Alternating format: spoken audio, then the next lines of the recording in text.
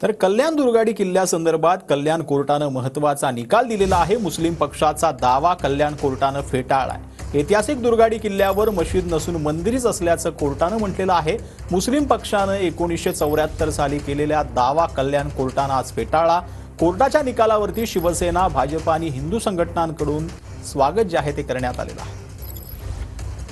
त्या जागेचं मालक शासन आहे।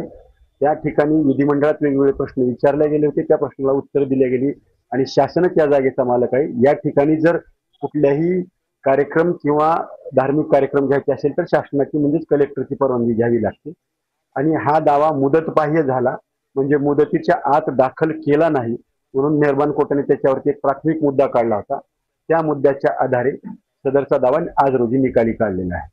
प्राथमिक माहितीनुसार जो दावा होता त्यामध्ये शासनाच्या बाजूने सध्याचा निकाल लागल्याबाबतचे प्राथमिक माहिती आहे आणि त्या अनुषंगाने योग्य तो बंदोबस्त सर्व परिसरामध्ये ठेवलेला आहे। या निर्णयामुळे आम्हा सर्व कल्याण डोंबिवली असेल किंवा ठाणे जिल्ह्यातील असणाऱ्या आम्हा सर्वांना की जे बाल्यावस्थेपासून आमची सर्वांची जी आस्था होती या आस्थेचं जे स्थान होतं ते आज पुन्हा एकदा या निर्णयामुळे ते मंदिरच आहे म्हणून न्यायालयाने जे घोषित केलं त्याबद्दल मी न्यायालयाचं खूप खूप धन्यवाद देतो। त्या दुर्गाडी किल्ल्याच्या एका संघटनेने कोर्टात दावा केला 50 वर्षापूर्वी 48 वर्षापूर्वी की ही जागा आमची आहे आणि आज कोर्टाने तो दावा फेटाळण्यात आला। कोर्टाने दावा फेटाळून लावला आणि ही हिंदूंचीच वहिवाट आहे।